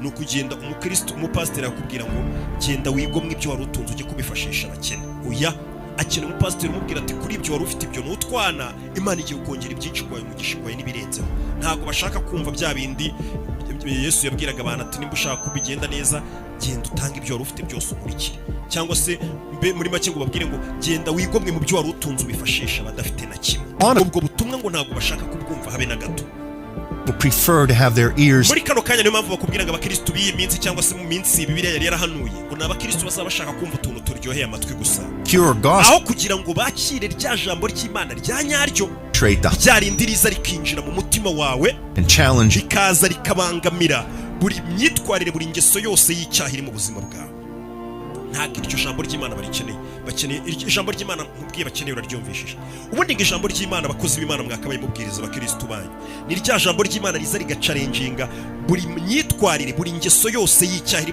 mu buzima bw'umukristo wawe ku buryo umukristo wawe umuvugisha cyangwa se umuganiriza agahaguruka avuga ati burya ndi umunyabyaha akabimenya na twa tuntu yoroshyaga yacaga amazi agerageza gutorera kandi Imana itadutorera tw'ibyaha akabibona neza ko ari ibintu agomba guhindura kubundi nizo nyigisho ziba zikene za nyigisho ngo ziza zikinjira mu mutima wa buri mukristo izo nyigisho zikaza zikamubuza amahoro akavuga ati kuko ntabwo nshobotse ndi mu nzira mbi mbega pana kuza kumubwira ngo Imana igwaye umugisha bigiye kugenda neza gutya muri minsi ya none umuntu gasigaye ahura n'ikibazo kimuhangayikishije yabuze amahoro akahita yihamagarira umukozi w'Imana ngo basengane amara gusenga umukozi w'Imana akavuga ati ibintu byawe rero ibibazo ufite muri minsi bigiye kugenda neza meze fresh akahita yumva ibibazo bye byose birarangiye kubera iryo jambo bwiwe gusa nibyo nizo nkuru ngo mu minsi ya nyuma bazabashaka kumva ariko ngo inkuru dukeneye ni inkuru cyangwa se ijambo ry'Imana dukeneye ubutumwa bw'Imana dukeneye nubuza bakinjira muri twe bukabangamira buri ngeso, buri muco wose w'icyaha dukora cyangwa se ubuzima bw'icyaha tubayemo, ku buryo umuntu nyine nawe ubwe yicara akabibona akamera nk'uri kwera mu ndorerwamo akavuga ati ibintu bambwiye koko ninahinduka ni ibibazo bikomeye cyane, nta hantu mpagaze. Ariko bari kubabeshya, ugasanga umukristo zikahagaze mu Mana kandi nta kintu kimwe yihagarariyeho. Ibyo wenda ushobora kugira ngo ni njyewe byihimbiye, ariko ibyo bintu bisanga muri Timoteyo wa kabiri. Bisanga muri Timoteyo wa kabiri 4:3 ahanditse ngo kuko igihe kizaza batazihanganira inyigisho nzima. Ni abakristo bavugwa nyine. Abakristo iyo baje mu rusengero rwo bakumva kwigisha za nyigisho nzima nyine ntabwo babyihanganira, buri kubabangamira. Gira ibintu babwira binezeza amatwi yabo. Ibyo nibyo biri muri Timoteyo 2:3 avuga ngo kuko igihe kizaza batazihanganira inyigisho nzima, ahubwo kuko amatwi yabo azaba abarya yifuza kumva ibibanezeza. Ibitunezeza se mubizi, uzaye ku mukozi w'Imana yakubwiye ati roke ndabona ibintu byawe bigiye kugenda neza, amafaranga karafashwe na karaka moto wategaga dore ikimodoka Imana iguhaye, utuntu nk'utwo nyine, cyangwa se inkweto wagendeshaga yarahengamye ugiye kubona agakweto keza. Ibyo bintu nk'ibyo nibyo bitunezeza amatwi yacu, twese turabizi. Nibyo rero biri kuvuga hano muri Timoteyo. Icyo gihe rero uwo murongo muri Timoteyo ukomeza uvuga ngo abakristo b'icyo gihe bazigwiziriza cyangwa se bazigwizaho abapasiteri, niko nabyita, cyangwa se ababigisha bahuze n'irari ryabo. Ni ukuvuga ngo buri mukristo wese uyu munsi wa none, umukristo wa none ngo abayishakiye, abakristo bari kwigwizaho abakozi b'Imana babigisha ibijyanye n'irari ryabo. Ariyo mpamvu usanga umuntu murahubwira ati tujye gusenga, usigaye usengera se nawe nabonye ahantu basengera pasiteri wawe ugira akakubwira ibintu byawe uko bigiye kugenda, ugasanga naho hantu bashaka kuba bari. Ngo abakristo mu minsi ya nyuma bazabishakira babakozi b'Imana babigisha ibijyanye n'irari ryabo, bababwira ibyiza bigiye kubabaho, ariko ntabwo bazaba bashaka umupasiteri uzanga ababwira ikintu kiri buze kumwinjira ku mutima, ubuzima bwe bwose bukaba challenge, akabona ko afite imyitwarire y'ibyaha myinshi iri muri we. Ibyo bintu ntabwo bashaka kubyumva. Ibyo bibatera ubwoba, bituma ubuzima butaryoha, batarya sho. Nanone ntabwo wabarenganya, stress ziba ziri hano hanze, ibintu byinshi dukora biba bisa nk'ibyanze. Byibura ubonye umuntu kubwira ko ibintu bigiye kugenda neza, niyo bitagenda neza, ariko byibura ko kizero ukagendera. Ariko se ukaba muri icyo kinyoma kugeza ryari? Kuko iyo guhangana n'ukuri buriya kwa nyako ukamenya uko kumeze, aho kugira ngo uzarinde upfira mu binyoma gusa. Brutal. Cyane ko ngo abantu muri iyo minsi ngo bazaba bagambana. Nureba neza muri minsi turi mu mbega bibiri bivuga mu minsi ya nyuma, abantu ngo bo mu minsi ya nyuma bazaba bagambana. Nureba hano hanze nta muntu utaragambanirwa, yaba mu kazi, yaba mu buzima busanzwe, yaba muri leta, yaba hehe, ubugambanyi buri ahantu hose. Ndetse ngo abantu bo muri iyo minsi bazaba barigize ibyigenge. Nureba abana b'iyi minsi, urubyiruko rw'iyi minsi no kugeza ku bantu bakuru, abantu bigize ibyigenge basigaye bumva ari amasongi, ari indakoreka, ndetse ngo bazaba bikaza bakunda ibibanezeza aho gukunda Imana. Nta muntu ugikunda Imana, dukunda ibintu bitunezeza gusa. Nicyo kintu abantu bashaka ko ibyo ngibyo bigahita bikwereka iminsi turimo. Ikindi ngo bazaba bafite ishusho yo kwera ariko bahakana imbaraga zako, ngo abameze batyo ujye ubatera umugongo. Ikindi ngo bazaba batukana, batumvira ababyeyi babo, ari indashima, batari abera, badakunda n'ababo. Abantu benshi usigaye ubona ntabikunda n'abantu babo, batuzura, babeshyerana. Abantu usigaye ubona ukuntu babeshyerana cyane. Abantu ntibakiri inshuti, ntibuzura, nibyo bivugwa hano, ntibazabuzura, babeshyerana, batirinda. Abantu ntabwo bakirinda, babaye abantu babaye bavuga ngo nta kurama kudapfa, ibintu byose bakabyirohamo, ibyo bababujije bitera indwara, ibiyoga bishobora kubicira ubuzima, ibitabi, ibiki, ntabwo babyirinda. Niyo hano muri Timoteyo avuga ngo abantu muri iyo minsi ya nyuma bazaba batirinda. Ntabwo abantu bakirinda, kandi kwirinda ni ingenzi, kuko akenshi iyo wirinze uri kurinda umubiri wawe, kandi umubiri wawe niyo mpano ikomeye Imana yawe yaguhaye. Uzagira umwe kugeza upfuye, n'uyu mubiri wonyine uzagira, nta wundi, ni nawe uzasaziramo nugira amahirwe yo gusaza. Rero ngo ugomba kuwurinda. Ariko abantu mu minsi ya nyuma ngo bazaba batirinda, bagira urugomo. Urugomo usigaye ubona ukuntu ruhari, abantu baratukana, ubwira undi nabi, ati nanjye ndabyuka muraburiza ndagira nyine, ukabona ibintu birimo amahane menshi cyane. Ndetse ngo abantu bazaba badakunda ibyiza byo bo batekereza ko ari byiza kuri bo, byo ngira ngo urabizi ko atari byiza, ni bya bindi by'akanya gato, ariko ngo bazaba badakunda ibyiza. Ariyo mpamvu Bibiliya ivuga ngo abameze gutyo ujye ubatera umugongo. Ikindi ngo kuko ngo muri abo bantu harimo abagabo bomboka mu mazu bakajya kwiba abagore batagira umutima, baremerewe n'ibyaha, batwarwa n'irari ry'uburyo bwinshi. Ngira ngo usigaye ubona abagabo barinjira bakajya mu ngo z'abandi, bakajya kwiba abagore b'abandi.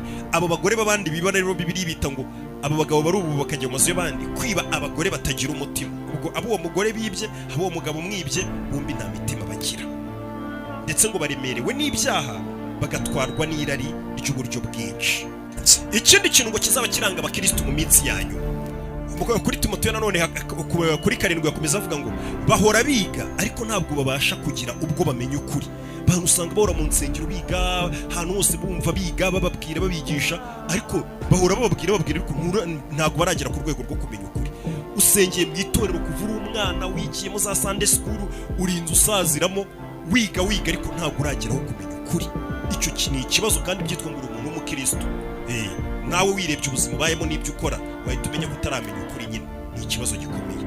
Impamvu nanone utagomba gusuzugura ijambo ry'Imana cyangwa se biriya bitabo nka Bibiliya kugira ngo bisome, uba ukwiye kwihugura buri gihe ukabisoma. Ariyo mpamvu n'iyicano yacu twakora inkuru zindi, twajya mu bya politike, twajya mu bya siyanse, twajya mu myidagaduro, twakora iki.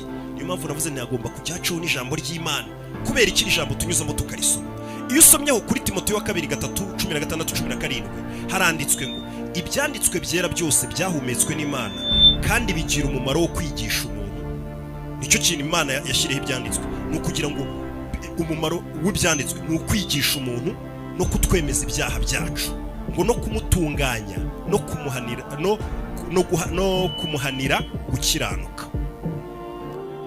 Ndetse ibyo byanditswe bigasoza bivuga ngo impamvu ibyo byanditswe biriho, impamvu nyine bidushinja ibyaha byacu, ni ukugira ngo twitunganye, kugira ngo umuntu w'Imana abe ashyitse afite ibimukwiriye byose, ngo akore imirimo myiza yose. Mbega bino byanditswe ubundi bisomye neza waba ufite ibigukwiriye byose, gukora imirimo myiza. Ugiye wiga cyangwa se birakubwira ngo abantu mu minsi ya nyuma zabiga ariko ntibagire ikintu kizima bafata bamenya, kandi bahora biga ijambo ry'Imana.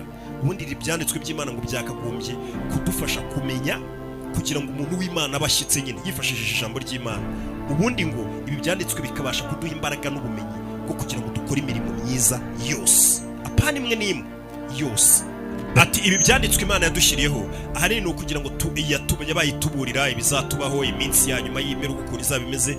Ubwo ni igihe cyacu kugira ngo tumenye nimba tubyizera koko cyangwa se dukomeza kwiha za mpamvu zacu za muntu zivuga ngo bapi haracyari igihe, nta nubwo ari byo. Ubundi bino bintu ntibinasobanutse, ngira ngo wajye ubibona uko akenshi abantu benshi basigaye banashidikanya, ariko ubundi bino bintu nibyo ugereranije n'ubwenge bwagiye bukwira hano ku isi n'ibindi byose tuba twibereye. Hari igihe unabishidikanya ko bati ubundi biriya bintu nibyo cyangwa ntabwo ari byo. Niko abantu benshi bameze. Rero amahitamo aba ari ayawe, kubyemera cyangwa se ugakomeza ukiza impamvu zawe kugeza uhuye nabyo, cyane ko biba ari ibintu bisobanutse byanagiye bigaragara ko bihora biba buri gihe ibyanditswe muri Bibiliya. Nanone kandi ngo bindi bintu bizakomeza kugaragaza ko turi mu minsi ya nyuma, ngo abantu bahoze basenga Imana cyangwa se bahoze mu by'Imana bazabitera umugongo bisangire izindi nyigisho, cyane cyane zitwa ngo ni inyigisho z'abadayimoni. Ugasanga umuntu wari warakuriye mu bintu yarabibayemo, yarakuriye mu bintu by'Imana. Mu minsi ya nyuma uzajya ubona abantu aribo bari kubivamo mbere. Ngira ngo ubona abantu bahoze bakijwe, dufatiraho urugero tuvuga tuyu muntu mugakubitana ariwe muntu usigaye yararyoshye rwose, ibintu byararyoshye. Ngira ngo mujye mubabona bigaragaza byose ko turi mu minsi ya nyuma. Ba bantu babibagamo, babikuriyemo, babyumvaga neza, batwigishaga, nibo bazatangira kugenda ngo babivamo ukabona bahise bigira mu zindi nyigisho z'isi. Ndetse ngo abantu bazaba baseka abantu b'Imana cyangwa se abantu byitwa ngo bakijijwe, abo bantu bazaba basekwa bafatwa nk'abantu muri uyu munsi ubusi twavuga ngo b'amadage, ngo bazaba baseka cyane. Ndetse ngo ijambo ry'Imana abantu bazaba barisuzugura, baribona nk'ibintu biciriritse cyangwa se ibintu bisanzwe biri aho ngaho rwose. With all of these prophecies being fulfilled, ubwo buhanuzi bwose rero ngo buzaba buri kugenda bwuzura, cyangwa se n'uyu munsi rero bumeze ibyo bintu byose turi kuvuga bimeze ngo biri kugenda byuzura, kuko abantu bazaba bahugiye mu bibanezeza gusa. Urebye uyu munsi none ibyo byose turi kubibamo, turi kubibonesha amaso yacu, bivuze ngo ya minsi turi kuyisatira. Nanone bikavuga ko mu minsi ya nyuma ngo tuzaba tubayeho mu bihe bigoye, mu bihe byuzuye stress, mu bihe mbega byuzuye ibyo byose nagiye nkubwira. Noneho rero weho nk'umuntu usenga cyangwa se n'umuntu ushaka gutangira kuba mu Mana neza, reba iruhande rwawe, urebe ku isi aho utuye hose, yaba ari mu Rwanda, yaba ari muri Amerika, igihugu cyose waba utuyemo ku isi, yaba ari i Burayi, aho waba utuye hose, rebesha amaso ahantu utuye, uraza gusanga ubayeho mu buzima bugoye ndetse bwuzuye stress. Ibyo ni ibintu bihari, ubuzima buratugoye na stress nyinshi.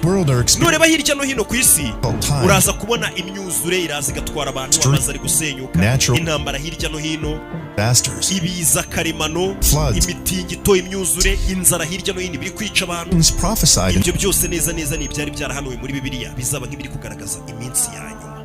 Intambara hirya no hino, ibihuha by'intambara nabyo biri mu byahanuwe, aho Charles bakubwira ngo ntuzigiye kwataka, ntuza iki gihugu kigiye kwataka iki kigiye kwataka icyo, kumva ubayeho mu bwoba uvuga ati ibihugu biratakanye. Ariko muri binanone yaranditse ngo mu bihe bya nyuma hazaba intambara, ariko nanone ngo hazaba n'ibihuha by'intambara. Ibyo bihuha duhora tubibona buri munsi. And in the last days it nanone iyo usomye mu byakozwe n'intumwa 2:17, hano ni naho tugiye kwita dusoreza, usanga havuga bino bintu byose bisa nk'ibisobanutse, kuko abakristo benshi ushobora gusanga bafite ubwoba. Hari abantu bumva ibintu nk'ibi ngibi bakagira ubwoba bakavuga ati ubwo hakorwa iki, byagenda gute? Ariko ngo bino bintu akenshi ntago byashyiriweho gutera abantu ubwoba, ahubwo nibyo kugira ngo ubuzima bwacu dukomeze tubeho tubereyeho muri Yesu Kristo, nyine kugira ngo tube twiteguye ibintu byose twe n'ibizadutungura. Ibi nibyo kugira ngo duhore twiteguye, ntago ari byo gutera abantu ubwoba. Icyo gihe usanga kuri 17 handitse ngo Imana iravuze iti uku niko bizaba mu minsi y'imperuka. Iminsi y'imperuka nakubwiye ngo niyo turi mugereranije n'ibimenyetso bivuga biranga iminsi y'imperuka. Imana ikomeza ivuga ngo nzasuka ku mwuka wanjye ku bantu bose, kandi abahungu n'abakobwa banyu bazahanura. Ubwo nimwe muri kubwirwa abantu bari mu Mana cyangwa se abakristo, n'abasore banyu bazerekwa, n'abakambwe babarimo bazarota, ndetse n'abagaragu banjye n'abaja banjye bo muri iyo minsi nzabasukira ku mwuka wanjye bazahanura. Ariko byumva muri ya minsi ya nyuma mwe ntabwo mukwiye kugira ubwoba, urumva iby'Imana mwebwe yabateguriye, muzamuri guhanura muri kwereka ibintu bidasanzwe kugira ngo mukira wo mubigezaho. Mbega mwe muri gukora umurimo w'Imana. Uwo murongo urakomeza ukamanuka hepfo, namwe muze gukomeza muhisomere mushaka amabibiriyo. Niyo mpamvu babwira abantu ati mu gihe ubona ibibazo nk'ibi ngibi biri kuba ku isi cyangwa se turi kuba mu minsi ya nyuma n'ibintu bisa nkaho abandi bakise ko biteye ubwoba, we ntabwo ukwiye kugira ubwoba cyangwa uhangayike, ahubwo amaso yawe ngo wakagombye kuyagumisha kuri Yesu no gukora ibyiza kurushaho. Wowe uri kunyumva muri kano kanya, ashobora kuba ariyo mahirwe yawe ya nyuma yo kuba wumvisha ibintu nk'ibi ngibi bikukangurira guhora witeguye. Nta wamenya, kuko narababwiye ngo imperuka y'umuntu ni urupfu rwe, akanya kariho kose abantu barapfa n'iki. Ariko nanone waba wumvisha ibintu akaba ariyo mahirwe warubonye, ukanavuga ati nshobora kuba ariyo mahirwe mbonye yo kugira ngo nzarokoke urubanza rubi cyane ruzacirwa ku bantu batabashije kuba abakirano cyangwa se abantu batabashije kwakira Yesu ngo bahinduke baba abantu beza nyine kurushaho. Aya mahirwe yabyaza umusaruro. Fatirana uyu munsi wumvisha bino bintu, apana ngo uruvuga ngo nzaba mbikora ejo, ngo nejo dukazongera ashyire ibindi cyane ahandi. Uhita ufatirana ku kanya ubucyumva ibintu nk'ibyo ngibyo, uhita uvuga ati uyu niwo munsi wanjye wo guhinduka, hatangira kugendera mu nzira nziza, kuko umunsi uba ufite ubundi ni uwo nguwo uriho. Icyo cyo twarakibonye. Abantu ngo b'iyi minsi ngo bumva ko uburyo abantu babayeho, bumva ko twumva ko turi abantu bakuru, tumeze nk'aho twarangije cyangwa twamenye ibintu byinshi. Ariko ngiyo twisuzumye neza dusanga tumeze nk'ubwana bwiga ubwo muri garidiyene, tudafite ikintu kimwe tuzi. Abantu benshi kikwereka ko ngo basa nkaho batangiye kwiringira ibintu by'isi cyane kurusha uko biringira Imana. Ni abantu usanga bizera siyanse cyane.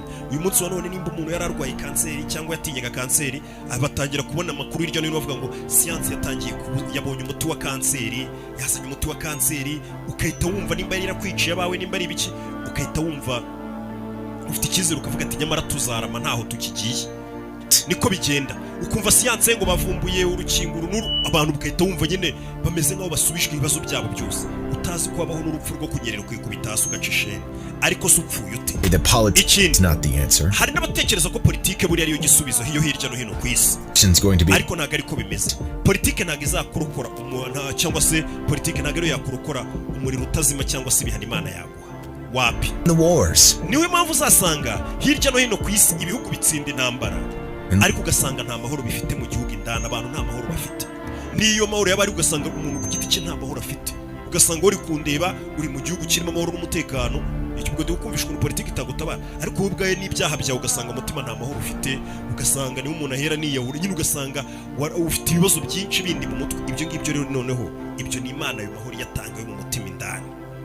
Nicyo mbamubwira, ikintu cyonyine sosiyete yacu yakora kugira ngo ibe nziza, tuvuge ngo tubaye mu isi nziza, ntabwo ari ibindi mutekereza cyangwa se ibyo by'imiti, ibyo nabyo ni ngombwa, tugomba kwivura, tugomba kugira amahoro n'ibiki, ariko ikirenze byose ni uko twaba muri sosiyete itazajya mu muriro utazima.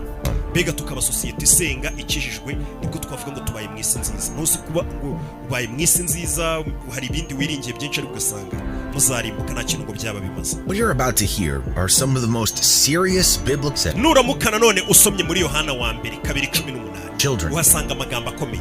Hour.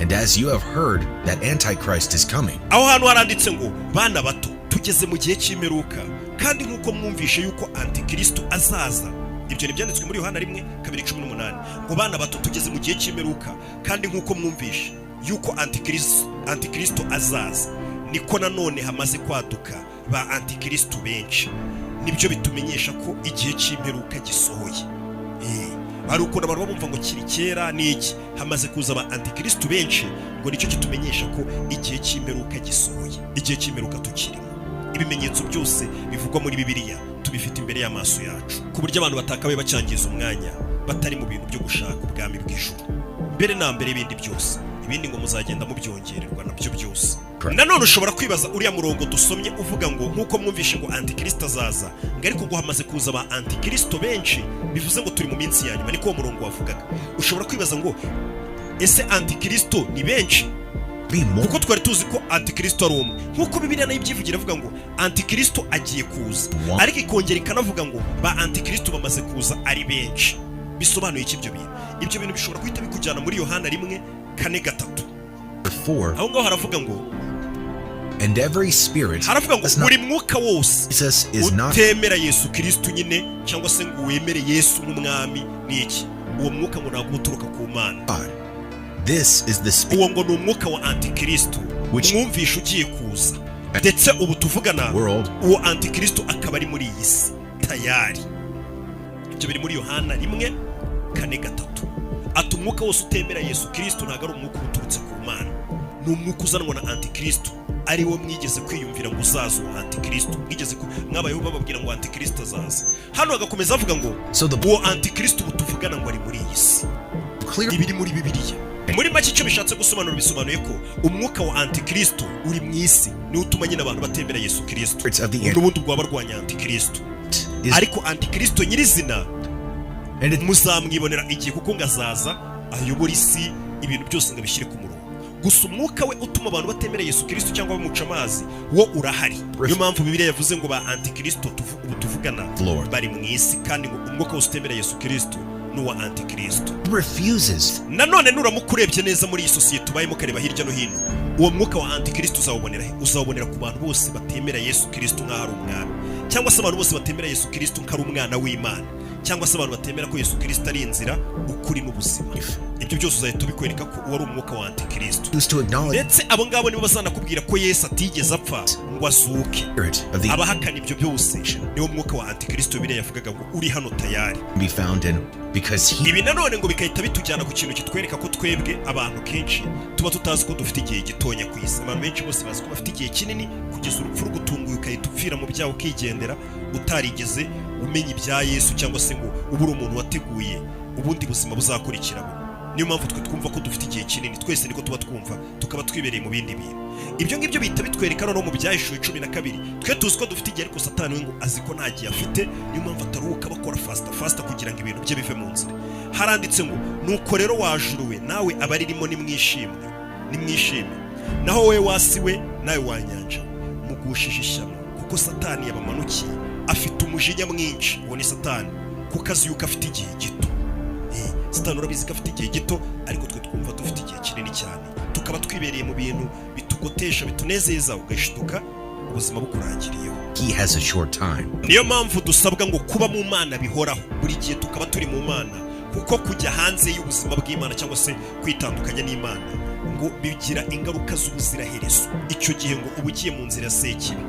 ugomba ngo kuba uri mu nzira y'Imana ukagerageza uko ushoboye iteka ukaba uri kumwe n'Imana naho ubundi mu kwitandukanya n'Imana no kujya kure yayo n'ibyo twavuze byose ubu uri kujya kuzahura n'ingaruka z'ubuziraherezo cyane ko ngo muri iyi minsi ya nyuma Satani umujinya mwinshi batubwiye afite kandi akabizi ko afite igihe gito nawe ngakora uko ashoboye kugira ngo abantu benshi abayobye abakure ku Mana kandi akabikora yihuse cyane niyo mpamvu ubona abantu benshi batagishaka kumva ibintu by'Imana ni Satani uri mu kazi Satani ukunga abashaka kubajyana mu nzira yo kuzarimbuka niyo mpamvu usigaye ubona ibibi muri iyi minsi byariyongereye Satani akorana umurava akorana umuhata avuga ati mfite igihe gito reka ngire vuba vuba ngira ngo wajye kubona ufite exame waraye utize muri ya minota yanyu mukuru uba wakamejeje uri kwiga vuba vuba ugira ngo urebe ukuntu wabigenza niko Satani aba ari gukora kuko abizi ko afite igihe gito niyo mpamvu ubona ikibi kiri kwiyongera vuba vuba kuko abizi ko iminsi ye iri kugenda irangira turi mu bihe bya nyuma ari kugerageza kugira vuba vuba niyo mpamvu ubona abantu benshi batagishaka kumva iby'Imana niyo mpamvu ubona Satani yaguye imipaka ibibi ukabibona ahantu hose. Usigaye ujya mu myidagaduro ugasangamo inzira za Satani zose niho ziri ahagutegeye. Wajya muri sosiyete, wajya mu mashuri ibyo bakwigisha, wagera muri siyansi ibyo bakwigisha ukumva ni ibintu bisa nk'ibihabanye n'ubushake bw'Imana. Mbega Satani ahantu hose usanga ahagutegeye, abe mu ishuri, abe mu muhanda, abe mu rusengero naho usengera. Akenshi hari igihe hose usanga hari imitego yagiye ahagutega, kubera ko ngo Satani afite umujinya mwinshi kandi kaba bizi ko afite igihe gito, nta hantu atagomba gutegera. Abe mu miziki wumva, abe mu mafilimi ureba, ahantu hose, abe mu byo utekereza, mu muryango, ahantu hose ari kugerageza kuba yahagutegera kugira ngo akugushe. Ndetse ikikwereka ko abantu basinzira ariko bakaba badashaka kubimenya nuko akenshi badasoma ijambo ry'Imana. Kuko iyo usomye nko mu Bakorinto 2:4 haranditse ngo kuko Imana y'isi ubwo ni Satani, kugira abantu benshi bazi ko bafite ubwenge bakanuye ibintu byose bari kubikontorora bireba, ariko ntabwo ari byo. Kugira ngo umenye ko utari kubikontorora ibintu nta nubwo ubuyoka ahantu ibintu biri kujya, nusoma mu Bakorinto 2:4 nanone ku murongo wa 4 haranditse ngo kuko umwami w'iyi si cyangwa se Imana y'iyi si yahumye ibitekerezo by'abantu batizera Yesu cyangwa se batizera Imana, kugira ngo batazigera babona urumuri n'umucyo w'ijambo ry'Imana n'icyubahiro cya Yesu Kristo ari uri mu ishusho y'Imana ya nyayo. Wowe ukagira ngo nuko upinga Yesu Kristo nuko utamwemera n'ibye, ariko mu Bakorinto 4:4 haravuga ngo ibyo byose ni umwami w'iyi si wabikoze kugira ngo ibitekerezo by'abantu batizera abihumye ntibibone umucyo w'ijambo ry'Imana cyangwa se ubutumwa bwiza aribwo busobanura icyubahiro cya Yesu Kristo, ari we ugaragaza ari nawe ishusho y'Imana. Wowe ukagira ngo nuko ari we wabihisemo cyangwa se uzi ubwenge bwinshi Yesu Kristo amwemera, ariko urumva ko ari Satani wabikoze kugira ngo abantu batemerwe Yesu Kristo batanamumenya. Yabahumye umucyo, abahumye kugira ngo batamenya iby'ijambo ry'Imana rya nyaryo. Out of this world, Satan has none ushobora kuvuga ati Satani twahuriye he kugira ngo amume amaso ibyo byose abinkuremo, ariko nimba utanabizi cyangwa se nimba ubyizera utanabyizera, Satani afite ijambo rikomeye cyane kuri iyi si, afite influence nini cyane ku buryo bigeraho Bibiliya yita Satani ngo ni Imana y'iyi si. Ibyo bita bikoreka ko Satani y'isi aba afitemo aravuga rikijyana mu kinyarwanda cyiza ku rwego utakwiyumvisha. Ari nabyo twigeze kugenda tubona ubwo Yesu yageragezwaga na Satani. Satani yabwiye Yesu ngo nura ngo ryarabwiye ngo simbuka ndaguha isi yose n'ibiyirimo, nyine umwami w'isi birimo byose ubiyobore. Nyine byari byo Satani bifite mu bushobozi, yaguha kwamamara, yaguha kumenyekana, yaguha kuyobora iyi si, byose yabiguha. Niyo mpamvu Satani Bibiri mwita ngo ni Imana y'iyi si. Naho wewe ugashaka kugaragaza ko ibibera muri iyi si ari wo bikontorora, ari wo wabyihitiyemo, ariko nimba atari ibijyanye n'ubushake bw'Imana, ni Satani uri kuguhuma ibitekerezo, urumuri kugira ngo utamenya iby'ijambo ry'Imana n'inzira ya nyayo. Niko biba bimeze. Nukumve ko ari ubwenge bwawe bwinshi cyane ngo urenze wapi. Kuko Satani ahantu hose aba ariyo, mu byo wita ngo ni ubwenge bwinshi wibitseho hose aba yarahageze imbere yawe, hose aba yarahagutegeye. Ugasanga uzi ngo ufite ubwenge kumbera kugoteshereje mu kukwima umucyo. Nuramuka utekereje gushaka kwibaza ati Satani se yiyobora gute, avuga gute rikijyana, uzabisanga mu bigo bikomeye hirya no hino ku isi, cyangwa se uzabyibonera. Isi yose muri kano kanya imeze nk'iyobowe n'ifaranga. Ifaranga riri ahantu hose ku buryo ryagezeho ifaranga riba nk'Imana, rikaba n'ibigirwamana by'abantu benshi. Ndetse buri muntu ashobora kuba yakora igishoboka cyose kubera amafaranga. Umuntu yaguhemukira, mwarimu ubanye mumeze neza, yahemukira famiye ye, yanagurisha n'uwo yabyayigira ngo mujye mubibona mu biganiro tujya dukora, umubyeyi yagurishije umwana we ngo bamusambanye kugira ngo abone amadolari runaka. Ifaranga ryabaye nk'ikigirwamana. Hari izindi mbaraga ziba zihishe inyuma y'iryo faranga, wowe utari kubona ukumva uri kubibarira mu bundi buryo ngo ni inzara yari yamuriye se, ngo ni ibicyuya. Ntabwo ari cyo kibazo. Hari izindi mbaraga, zindi myuka ziba ziri inyuma y'iryo faranga. Ku buryo umuntu abona amafaranga akavuga ati reka ngambanire inshuti yanjye izihangane cyane bashake bazanayica. Ibyo byose hari izindi mbaraga ziba zibyihishe. Wowe kumva ngo ni ubugome bw'uwo muntu ngo ni iki, haba hari n'izindi mbaraga zibiri inyuma. Kugira ngo umenye ko amafaranga ari mabi cyane, wibuke ko na Bibiliya ivuga ngo urukundo rw'amafaranga. Ntabwo Imana ivuga ngo amafaranga gusa, rwa rukundo rw'amafaranga nyine ubwo rwa rundi rukabije nyine ku buryo umuntu ubona yaratwawe. Rwa rukundo rw'amafaranga Bibiliya rwita ngo niwo muzi w'ikibi cyose, aho umuntu bamushyira amafaranga imbere bakamukoresha ibyo bashaka, ubuzima bwe bakabwonona, bakabugira nk'igipapuro bafata bakajugunya, ukabona yabyemeye. Hari izindi mbaraga ziba ziri inyuma y'amafaranga. Niyo mpamvu bivuga ngo urukundo rw'amafaranga ni umuzi w'ikibi cyose. Gusa nanone amafaranga akaba ashobora kwifashishwa uyakoresha ibintu byiza cyane. Uramutse nyine uri mu Mana usenga, amafaranga yaba igisubizo cy'ibibazo byinshi cyane kuri iyi si, ariko nanone amafaranga urukundo rwayo ni umuzi w'ikibi cyose. Ariyo mpamvu rero batubwiye ngo Satani abantu batuye isi batizera abahuma amaso, abahumisha amaso ikirero, abahumisha amaso ayo mafaranga, akaba aricyo kigirwamana basenga gusa. Umuntu ugasanga ibitekerezo bye n'ubwonko bwawe uravuga amafaranga duhiga ibiceri Imana tujye dukora. Usigaye usanga umuntu abantu twita ngo bafite ubwenge bakaba ari abantu b'influencer beza, usanga nta kindi ari kuvuga kuri social media ari kujya abwira abantu Imana ugiye gusuka jye wicarana n'abantu bavuga ibindi bintu batavuga amafaranga, ujye uri kumwe n'abantu bavuga amafaranga gusa, nyine ukabona nawe ubyo bintu amafaranga ariko ubundi wagombye ahubwo kuri kumwe ayo amafaranga umuntu wese yakorera n'abantu badafite ubwenge n'iki bose bagiye bayatunga ari nabo bayasigira, ubona bitarenze umuntu wese yayakoraho. Ahubwo ikintu gikomeye mujye muganira ku ijambo ry'Imana, aba ari byo bintu muganira, ibyo gushaka gukangurira abantu ngo bajye bahora baganira amafaranga niho ugera ugasanga cyabaye nk'ikigirwamana abantu nyine basigaye basenga ngo baganira amafaranga. Abo ngo nibo bitwita influencer b'iyi minsi dufite, nyine babwira abantu ngo ujye wicana abantu bavuga business n'amafaranga gusa, amafaranga wapi. All of these tujye mwiganira ku bintu ahubwo by'ijambo ry'Imana, kuko niyo mpamvu nababwiye ngo amafaranga amaze kuba ikigirwamana, baragira ngo muganire kuri icyo kigirwamana, umuzi w'ikibi cyose. Ndetse ayo mafaranga nicyo gikoresho cya mbere muri kano kanya Satani ari gukoresha kugira ngo ahume ibitekerezo by'abatizera. Duhereye kuri bashiki bacu, nicyo kintu bakoresha cya mbere, ku buryo nta kintu kimwe batakora kubera amafaranga. Wagera kuri bano bahungu bacu b'urubyiruko, umushyira amafaranga imbere, ikintu cyose aragikora kubera amafaranga. Abakecuru n'abasaza nabo mbere nari nzi ko baba bafite experience y'ubuzima, babonye byose, bari kugambana bagashaka no kugambanira n'abana babo kubera amafaranga ngo babeho neza. Mbega ukahita umenya ko hari ikindi kintu kibyihishe. Nanone iyo usomye muri Matayo 24:12 haranditse ngo kubera ko ikibi kiziyongera mu isi, urukundo rwa benshi ruzakonja. Urukundo ngo ruzakonja mu minsi ya nyuma, nta muntu ugikunda undi, buri muntu aba yishakira ibyiza ku giti cye no ku nyungu ze. Ibyo ni byanditse muri Matayo 24:12 ngo muri iyo minsi ya nyuma ikibi kizaba cyinshi mu isi, urukundo rw'abantu rwose ruzakonja. Rukonje nka za byeri mujya mwaka zikonje. Yesu ubwo yazaga kuzuza amategeko cyangwa se gukomeza amategeko, Yesu ntabwo yaje guhindura amategeko, yaje kuyuzuza cyangwa se kuyakomeza ubyita uko ushaka. Itegeko rya mbere Yesu yatanze ryari rikubiye mu bintu bibiri: gukunda Imana n'umutima wawe wose, ntabwo ari ugukunda amafaranga. Bakajya bashaka gukunda amafaranga, mujye muvuga amafaranga.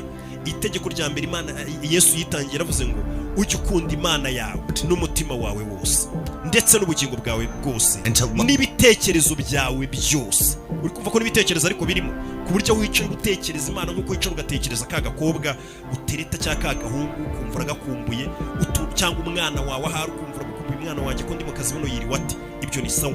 Urwo rukundo buri nabwo ugomba gukunda Imana n'umutima wawe n'ibitekerezo byawe n'ubugingo bwawe, ariko n'ibitekerezo ukakibuka ko karimo ukayitekereza.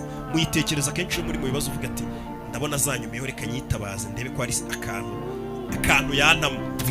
Ikindi kintu Imana Yesu yatangaje, yaravuze ngo ujye ukunda mugenzi wawe nk'uko wikunda. Ibyo bintu bibe muri mwe nyine, bibe kamere yanyu, ku buryo ukunda umuntu mugenzi wawe nk'uko wikunda, ariko nyine nubireba neza ntabwo bikibaho. Ibyo rero nibyo byavugwaga ko tugomba gukora. Urukundo rwarabuze. Urukundo abantu bagakunze bagenzi babo cyangwa se bagakunze iyo Mana, bari kurukunda amafaranga, n'ibyo bakora binjiriza amafaranga, nibyo byonyine bari gukunda, nibyo bari kuvuga ahantu hose ufunguye, ni amafaranga. Uriya muntu ariko muri kumwe guha amafaranga, ngwino mwereke umuntu uzajya uguha amafaranga. Biriya bintu biguha amafaranga, ngwino mwereke ahantu bizajya uguha amafaranga. Tugambarira umuntu baduha amafaranga, tugire gutya baduha amafaranga gusa. Nicyo kintu cyonyine kiri kuvuga. Ari nayo mpamvu avuga ngo Bibiliya ivuga ngo ni umuzi w'ikibi cyose. Imana cyangwa se Bibiliya yari ibizi ko amafaranga azagira akaba umuzi w'ikibi cyose. Ndetse uyu munsi wa none amafaranga nicyo gikoresho cya mbere Satani ari gukoresha kugira ngo abantu abayobye, abahume ibitekerezo, cyane cyane ngo abatizera. Reka mbabwire ngo dukomeje kuvuga amasaha yagenda ari menshi kandi burakeye. Reka mbabwire ngo mwibuke gusenga, Imana ibahe umugisha, kandi mujye mwumva ibintu mugerageze kwita mwabitekerezaho cyane mubikore. Mwibutse ntuzajya ubona warebye ikiganiro nk'iki kiba cyanamvunye tugeze saa 10 z'ijoro, bagira ngo muze kukibona mu gitondo hakiri kare, urumva mba ndaye nicaye muryamye. Mujye mwibuka gukora subscribe.